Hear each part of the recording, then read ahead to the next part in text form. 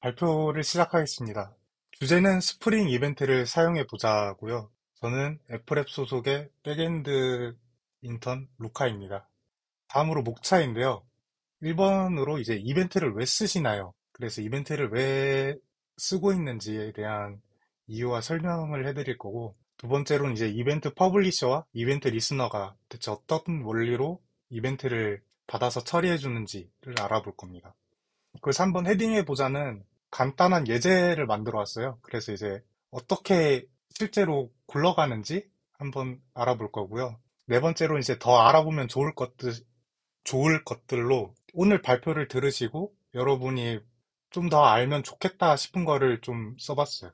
네, 다음으로 이벤트를 왜 쓰시나요인데 지금 왼쪽 코드만 보시면은 유저 사인인이라는 객체가 있고 유저의 회원가입을 처리하는 로직이 있어요. 근데 이제 새로운 요구사항으로 유저가 로그인을 하면 히스토리를 저장해주세요라는 요구사항이 추가가 됐어요.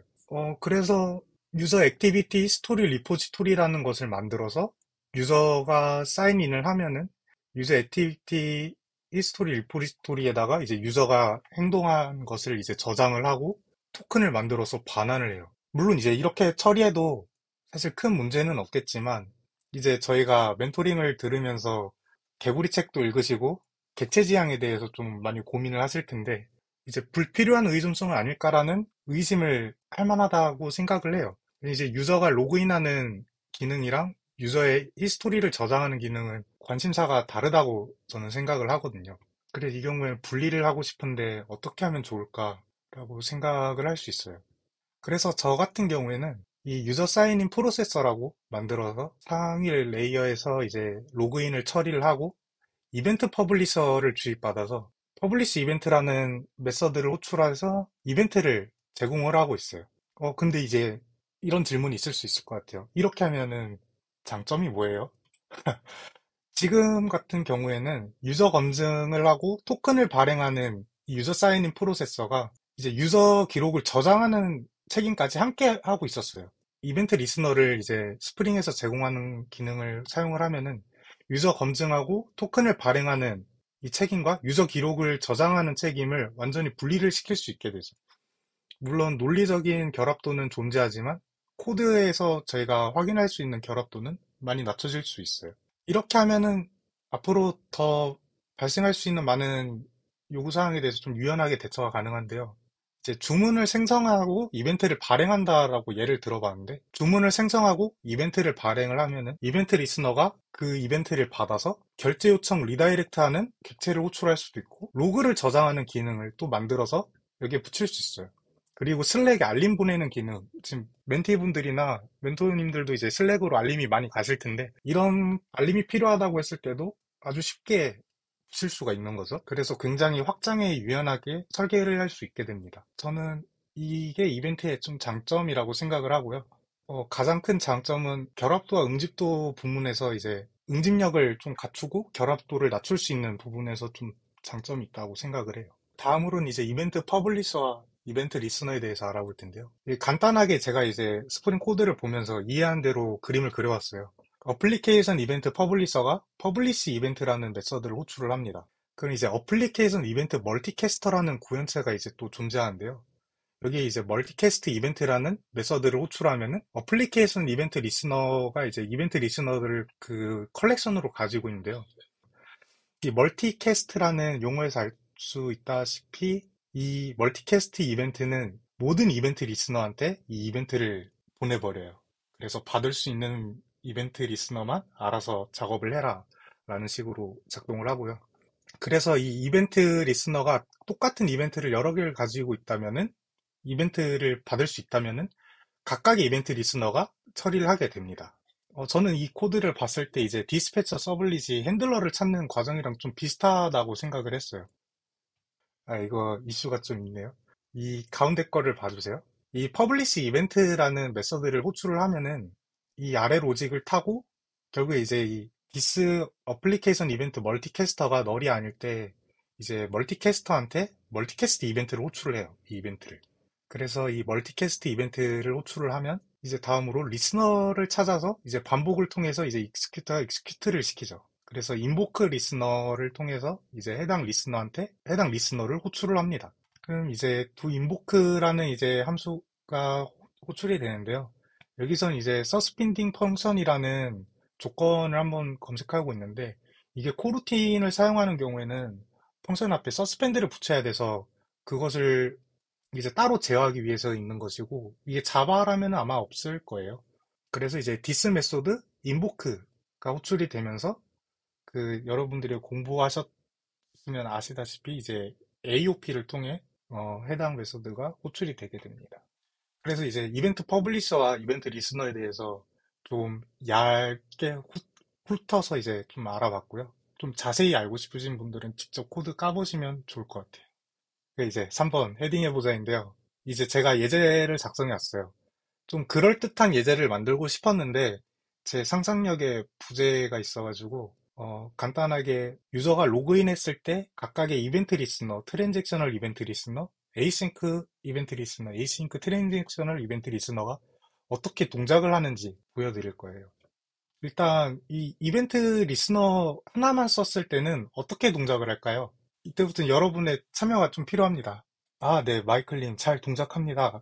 네, 그렇죠. 잘 동작할 거예요. 일단 첫 번째 예제니까 일단 그냥 넘어가 볼게요. 이벤트 리스너를 사용했을 때는 지금 사인인 프로세스 바이 이 이제 뒤에 스레드 네임을 붙여놨어요, 제가. 그래서 이제 사인인 프로세서가 호출이 됐고, 그래서 지금 이 유저를 찾는 쿼리가 하나 호출이 됐죠. 그리고 이벤트가 발행이 돼서 이벤트 리스너가 이벤트를 받았고, 핸들 사인인 메서드가 호출이 됩니다. 같은 스레드로. 그래서 지금 이 히스토리가 저장이 되는 것을 확인할 수 있어요. 여기서 알 수 있는 거는 이벤트는 동기로 동작한다는 거예요. 이 부분은 꼭 그 기억해 주셨으면 좋겠어요. 이벤트는 항상 동기로 동작한다. 순서가 있어요.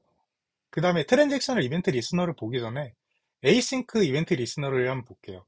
얘는 어떻게 동작할까요? 아, 어떤 스레드 풀에서 동작할까요? 이거는 더 알아보면 좋을 것들에 이제 적어놨어요. 일단은 한번 볼게요. 그 로그가 어떻게 찍혔는지.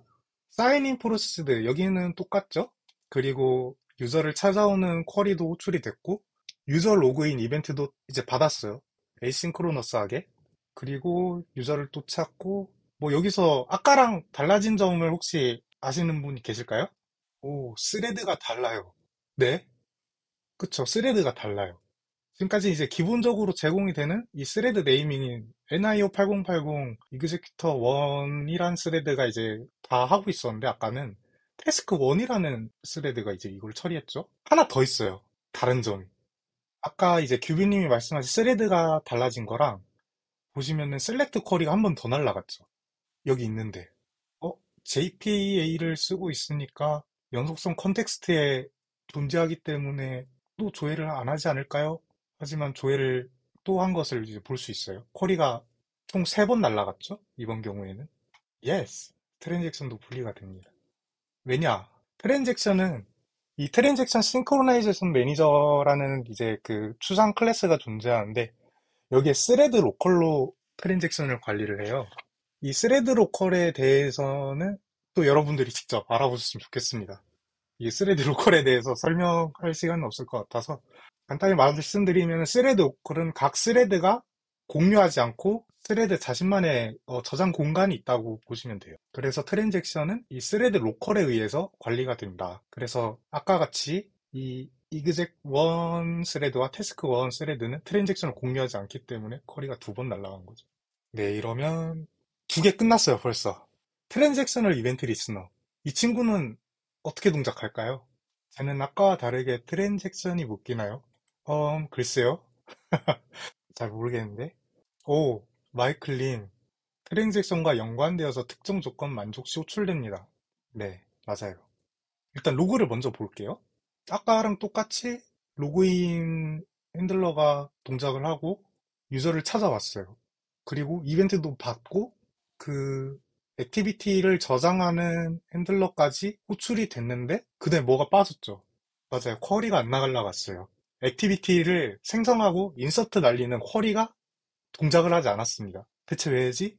보시면은 트랜잭셔널 이벤트 리스너는 이 페이지라는 값을 설정을 해줄 수가 있는데 기본적으로 애프터 커밋입니다. 애프터 커밋이라는 의미는 커밋이 수행된 후에 이벤트를 처리한다는 거죠. 그래서 비포 커밋, 애프터 커밋, 애프터 롬백, 애프터 컴플리션이 있는데 기본적으로 애프터 커밋으로 동작해요. 그 트랜잭션이 이미 커밋이 되었기 때문에 그 트랜잭션에 참가를 했지만 또 커밋을 날릴 수는 없어요. 그래서 쿼리가 날아가지 않은 겁니다. 아, 그러면 이거 어떻게 해결하면 좋을까요? 이게 좀, 이 이미지가 좀 많이 다를 텐데, 예전에 제가 블로그에 쓴 거를 그대로 가져왔어요. 이게 코드가 되게 길어가지고, 한 화면에 안 보일 거라, 여기서 딱 필요한 부분만 가져왔는데, 트리거 비포 커밋, 두 커밋, 트리거 애프터 커밋, 트리거 애프터 컴플리션, 클리너 애프터 컴플리션이라는 메소드가 있죠.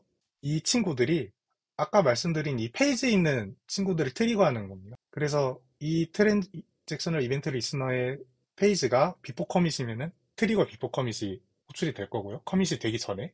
애프터 커밋이라면 커밋이 된 후에 호출이 되겠죠. 여기서 아까 말씀드린 대로 커밋이 이미 된 후에 이 트리거 애프터 커밋이 호출이 됨으로써 쿼리가 날아가지 않게 된 겁니다. 네, 그래서 만약에 이런 동작을 수행을 할 필요가 있다라고 하면 트리거 비포 커밋이 방법이 될 수 있겠죠?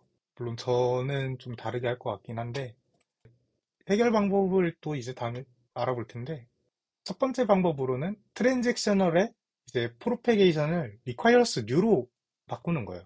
이 경우에는 트랜잭션이 커밋이 되었지만 이 친구는 트랜잭션을 새롭게 생성해서 거기에서 작업을 하기 때문에 정상으로 동작을 해요. 그리고 하나는 아까 말씀드린 대로 비포 커밋으로 페이지를 설정을 해서 호출을 하는 겁니다.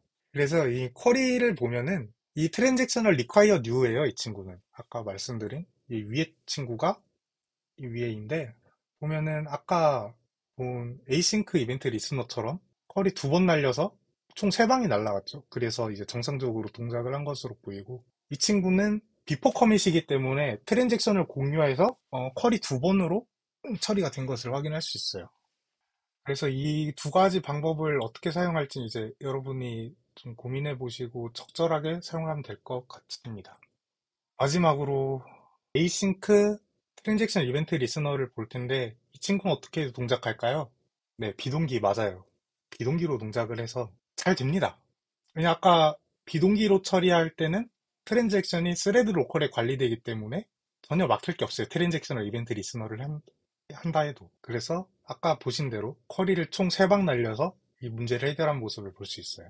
이게 아까 그 트랜잭셔널 이벤트 리스너를 사용했을 때 쿼리가 안 날아가는 문제에서 해결하는 세 번째 방법이에요. 이게. 에이싱크랑 트랜잭션 이벤트 리스너를 조합해서 쓰기. 제가 준비한 예제는 여기까지고요. 다음으로 여러분들이 더 알아보면 좋을 것들을 가져왔어요.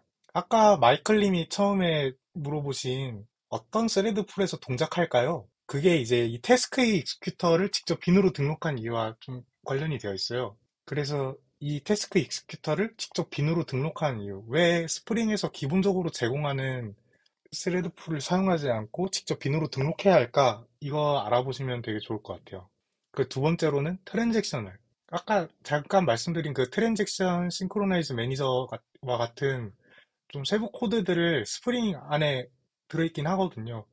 그래서 정말 이 트랜잭셔널이 어떻게 동작을 하고 어떻게 써야 되는지 그냥 지금까지 습관처럼 JPA 쓰고 트랜잭셔널을 썼다 하면은 좀 그거에 대해서 알아보시면 좋을 것 같아요.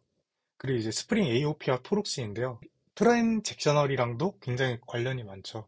스프링 AOP와 프록시가 어떻게 동작을 해서 이 스프링 빈을 등록을 하고 이런 트랜잭셔널이나 이벤트 리스너가 호출이 되는지 이거는 이제 토비의 스프링에서 좀 잘 나와 있어가지고 그 부분 보셔도 될 것 같아요. 5장이었나 6장이었나 그럴 거예요. 그리고 마지막으로 언제 사용하면 좋을지인데요. 결국 기술들은 언제 사용하냐가 좀 중요하다고 생각을 하거든요. 그래서 이것들을 좀 고민을 해서 사용을 해보면 좋을 것 같아요. 물론 학습 단계에서는 그냥 써보는 것도 좋다고 생각은 합니다. 제 발표는 여기까지고요. 감사합니다.